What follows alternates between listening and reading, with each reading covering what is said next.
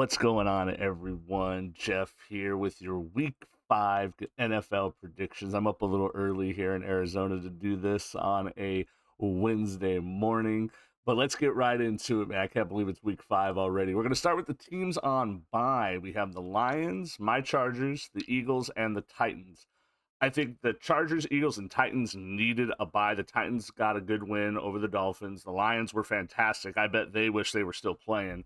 Um, Chargers and Eagles need the bye. The Chargers need to get healthy, and the Eagles need to figure their lives out. So I think these are good teams to be on bye, except for the Lions. I would have liked to see that continue, especially after that performance on Monday night. But let's get into the games for this week. Thursday night, we have a division matchup, which is always fun on Thursdays, right? So we have the Bucks and the Falcons. I just think the Bucks are just a better football team overall. The Falcons find ways, though. They get those turnovers on defense. They force some crazy stuff on special teams, and it's a division game, so it could be close. But I'm definitely picking the Bucks to win this one. The Jets and the Vikings in London. So the Jets forgot how to football against a Broncos team that I believe is not good. And I think a lot of people would agree with that. And the Vikings are simply a better football team. They're firing on all cylinders. They're one of only two undefeated teams. Now, the travel to London, we'll see how they adjust to that. But these guys are pros. I think they'll be just fine, and the Vikings will beat the Jets. A game that probably no one wants to watch, but there's actually a few of those this week in Week 5. The Panthers and the Bears. I went with the Bears here only because they're at home and Caleb got off. Like he got a win. Okay, and I say he, I mean the team. But this was a big win for them, and the Panthers are still trying to figure out life under Andy Dalton. And I just think the Bears are a better team, and they are better defensively. Big division matchup for both teams, the Ravens and the Bengals. The Ravens looked absolutely fantastic last week. They finally kind of figured out a little bit of their identity, how they need to use Derrick Henry, which is all the time, by the way. That's the answer to that question. um, and the Bengals did get a win, which was good. Jamar Chase kind of did his thing, and that was really good. But I just don't see them beating the Ravens. I mean, they are at home, and that does matter in the NFL. But I do think the Ravens are a better football team, and I picked them to win this week. Bills and the Texans, another big matchup here. The Bills have some making up to do after that performance against the Ravens. And I think the Texans are going to bear the brunt of that need for kind of getting back on the rocker, if you will. Not to say that the Texans are bad. They're definitely not bad at all. CJ Stroud is still that guy. They have a lot of weapons. I think this could be a shootout right here. But I do see the Bills winning. Another game probably no one wants to watch. 200-year-old Joe Flacco might start. They have not officially said that on as of Wednesday. Against Trevor Lawrence, who forgot how to quarterback. And no one wants to watch this game, so just go with the Colts. Like the Colts are going to win. Another game probably no one wants to watch. A Tua-less Dolphins team is not a good football team. Tua makes that team click. And I think the Patriots are better equipped defensively to stop a Huntley-led offense. And I think they're going to do just enough to win this game, another division game. But I am picking the Patriots. I will not pick the Dolphins again until they prove me otherwise. And they might do it this week, but I just don't see it happening. The Browns and the Commanders. I made the mistake last week of picking against Jaden Daniels against the Cardinals, and the Cardinals proved me wrong that they are indeed terrible. I thought they were going to be decent. And Jaden Daniels proved that he is going away easily early season rookie of the year. And Deshaun Watson is a terrible football player and probably a terrible person, and they just don't have enough offensively to keep up with the Commanders. Go with the Commanders on this one. The Raiders and the Broncos, another game no one wants to watch. Literally, no one wants to watch this football game.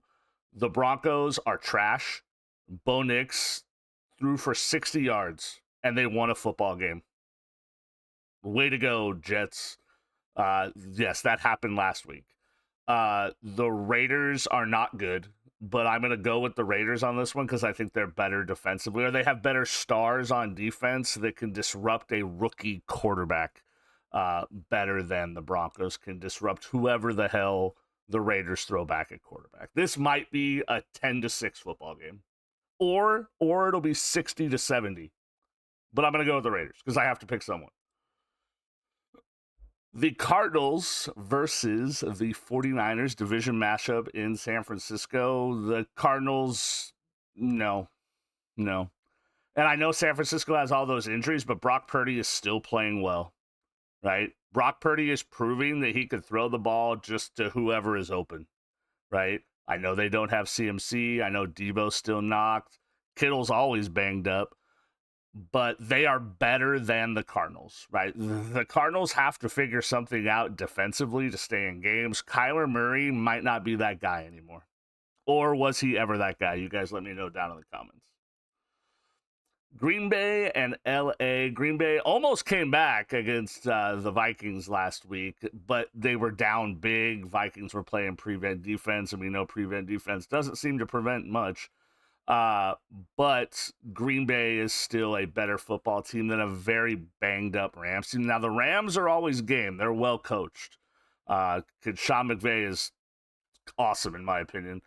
But I just think Green Bay top to bottom, especially on offense, because of all the injuries that the Rams have, that Green Bay just has that edge on the road going to the West Coast.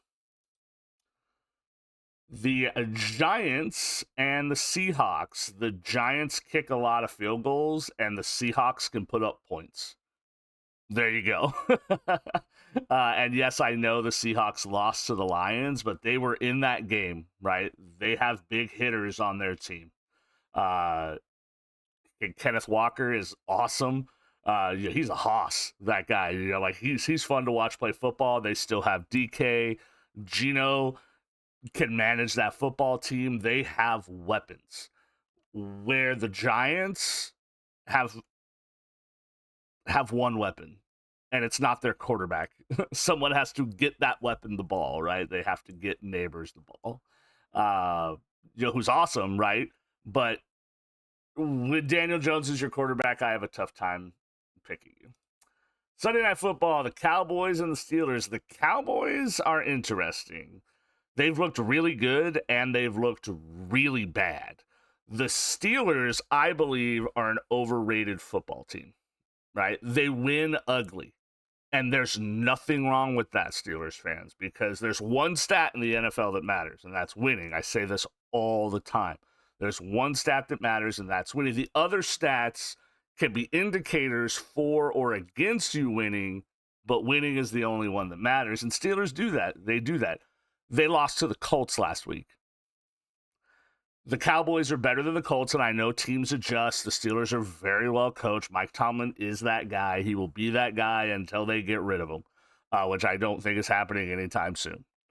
I could see the Cowboys giving up massive rushing yards to Justin Fields, or I could see them sacking him 6 times. That's how weird the Cowboys have been this season. I do think the Cowboys win this game. I would say 24-21. And Monday Night Football, we have the Saints and the Chiefs. The Saints, the last 2 weeks have been bad. They've been bad. They've had bad turnovers. They gave up a touchdown on a punt that they fumbled at like the 3-yard line. I have no idea why Shaheed was trying to catch that ball at all. They make mental mistakes. And you can't do that against the Chiefs. I know Mahomes has not put up crazy stats early on this season. They just lost Rice, who probably should have been out already because of his behavior issues off the field. But he's not there now. I don't think it matters. Kareem Hunt came back to that team and fit right back in. right? They got Kelsey going again. He had almost 100 yards receiving. He did not score. Now, again, the Chargers did not have Derwin James because of the dumbest suspension in the history of football.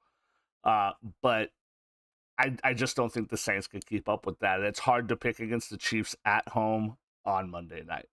So I'm going to go with the Chiefs. Remember, these are all money line picks, nothing to do with the spread. So bet that at your own risk. If you are gambling, let me know your picks down below. And maybe I'll tail one or two of them because I do sports betting as well. On DraftKings, I'm a DraftKings guy. I did start Underdog as well, which is always fun. I'm not sponsored or affiliated yet, right? Or anything, but I really appreciate you guys watching these videos. Please let me know down in the comments who your team is and how you're feeling about them this season. Also, remember our charity Stack Up. Stack Up is a veterans organization that helps veterans with mental health and suicide prevention through video games. I am a gamer myself. I stream on Twitch and Kick. I multicast. I also stream on YouTube sometimes. Just if you want to check me out there, the link is in the bio. I will leave the link to the charity down in the description. Thanks, guys. I appreciate you. Have a great football week.